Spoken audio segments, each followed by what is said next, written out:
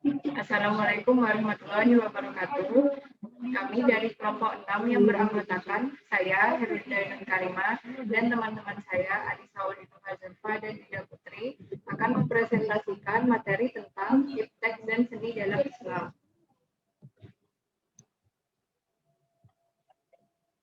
Yang pertama, pengertian iptek dan seni.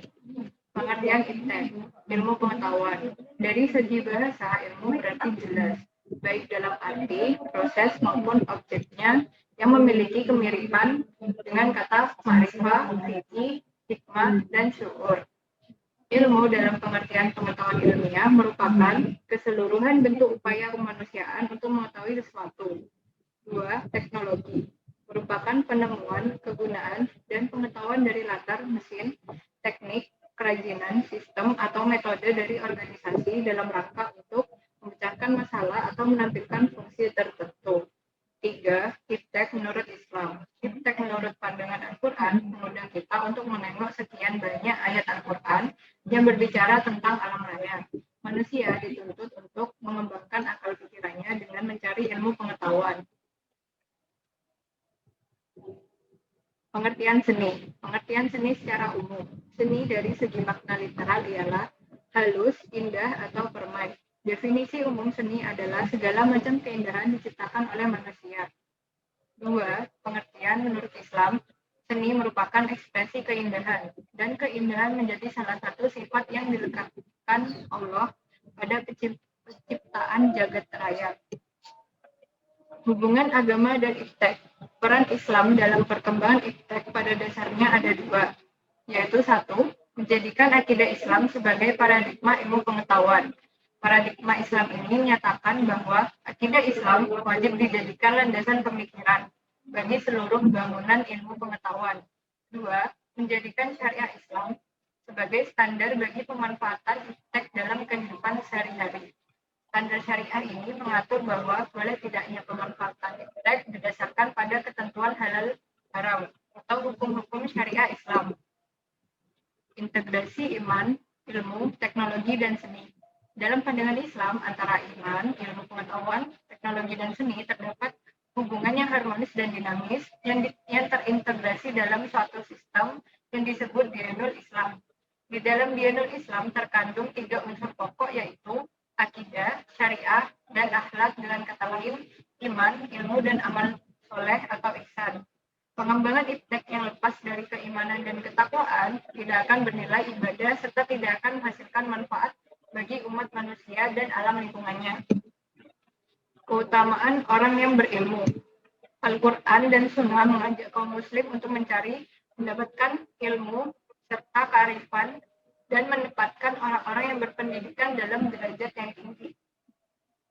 Seperti surat Al-Mujadalah ayat 11 yang artinya, dan apabila dikatakan berdirilah kamu, maka berdirilah. Niscaya Allah akan meninggikan orang-orang yang beriman di antaramu dan orang-orang yang diberi ilmu pengetahuan beberapa derajat. Dan Allah Maha mengetahui apa yang kamu kerjakan.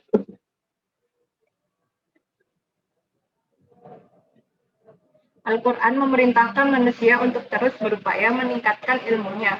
Nabi Muhammad pun diperintah selalu berdoa agar pengetahuannya bertambah. Surat Toha ayat 114 yang artinya, dan katakanlah, ya Rabbu, tambahkanlah kepadaku ilmu pengetahuan. Selanjutnya akan dijelaskan oleh teman saya, yaitu Anissa Ulinu. Selanjutnya saya akan menjelaskan tentang sikap dalam perkembangan iptek. Menurut Mehdi Gulsiani, dalam menghadapi perkembangan iptek, semua unsur dapat dikelompokkan dalam 3 kelompok, yaitu kelompok yang pertama yang menganggap iptek modern bersifat netral dan berusaha menglegitimasi hasil-hasil iptek modern dengan mencari ayat Al-Quran yang sesuai. Lalu kelompok yang kedua yaitu kelompok yang bekerja dengan iptek modern tetapi berusaha mempelajari sejarah dan filsafat ilmu agar dapat mencari elemen-elemen yang tidak islami. Dari kelompok yang terakhir adalah kelompok yang percaya adanya iptek Islam dan berusaha membangunnya. Selanjutnya adalah manfaat iptek. Yang pertama yaitu mendekatkan pada kebenaran Allah dan bukan menjauhkannya, membantu dalam merealisasikan tujuan-tujuannya, memberi pedoman bagi sesama, dan menyelesaikan persoalan umat manusia. Selanjutnya adalah kontribusi iptek dan seni terhadap dakwah. Dalam kontribusi iptek dan seni dalam dakwah Islam banyak memberikan perkembangan di dalam dakwahnya. Misalnya pada zaman dahulu ketika para ulama di Pulau Jawa menyebarkan ajaran agama Islam, mereka menyebarkan dakwahnya melalui kesenian wayang yang isinya tentang ajaran-ajaran agama Islam. Ada banyak hal yang sudah dihasilkan oleh teknologi untuk dakwah Islam sebagai bagian dari integrasi itu sendiri.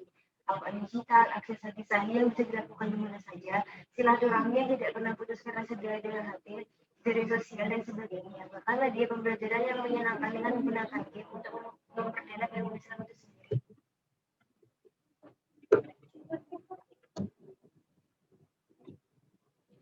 Dua, contoh aplikasi iptek dan seni dalam peradaban Islam.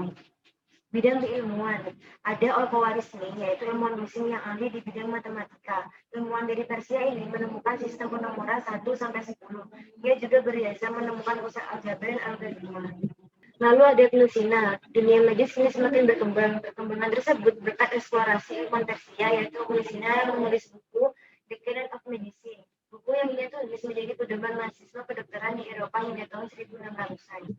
Lalu ada Ibnu Al-Nafis, yang merupakan ilmuwan dari Damaskus yang punya kontribusi besar di bidang medis. Ia merupakan ilmuwan pertama yang mengungkapkan teori pembuluh dan apakah darah. Ia secara akurat dapat mendeskripsikan peredaran darah dalam tubuh. Ibnu Al-Nafis sering dijuluki sebagai bapak fisiologi peredaran darah.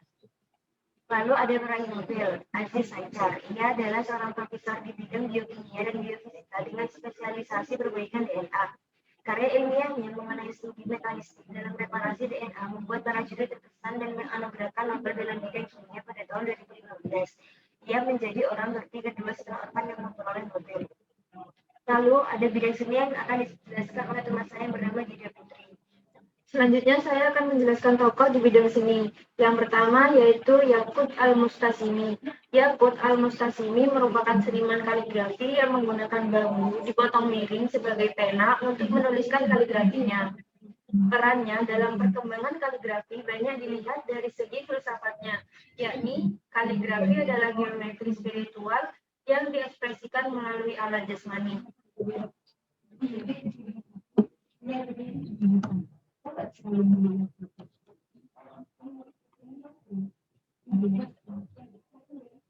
Selanjutnya adalah Ibnu Muqlah. Ibnu Muqlah adalah pemilik gagasan untuk mengubah pot dari kuki menjadi bentuk dasar dari jenis pot yang kita lihat saat ini. Ibnu Muqlah dalam mengubah pot Hijazi menjadi bentuk yang lebih indah dan lentur seperti yang kita lihat saat ini. Telah melakukan perhitungan secara geometris untuk setiap bentuk huruf dengan titik sebagai ukuran. Selanjutnya adalah Ibnu Bawab. Ibnu Bawab memiliki nama lengkap Abu Al-Hasan Ali bin Hilal. Tokoh ini berhasil menciptakan pot jenis Raihani dan Muhaqqaq. Penerus pot Nasi ini juga merupakan seorang hafiz dan menuliskan mushaf Al-Quran ke dalam 46 eksemplar. Karyanya yang berupa tulisan dan ornamen bisa ditemukan di masjid-masjid Istanbul, Turki. Dia juga mendirikan sekolah kaligrafi di Baghdad. Selanjutnya adalah bentuk implementasi arsitektur. Yang pertama adalah Masjid Taj Mahal di India. Taj Mahal mengusung arsitektur kubah serta kaligrafi yang biasa diterapkan dalam masjid. Yang selanjutnya adalah Masjid Agung Demak. Pendiri masjid ini diperkirakan adalah Raden Fatah, yaitu raja pertama dari Kesultanan Demak. Selanjutnya adalah dampak positif dan negatif dari iptek. Dampak positifnya yang pertama adalah informasi dapat tersebar dengan lebih cepat dan mudah. Yang kedua adalah adanya iptek, pertumbuhan ekonomi semakin tinggi. Yang ketiga, kemajuan teknologi dapat meningkatkan kemampuan produktivitas dunia industri. Dampak negatifnya, yang pertama, mengancam nilai-nilai kemanusiaan. Yang kedua, menimbulkan gaya baru yang bersifat sekularistik, materialistik, dan hedonistik. Yang ketiga adalah kemerosotan moral, khususnya di kalangan remaja.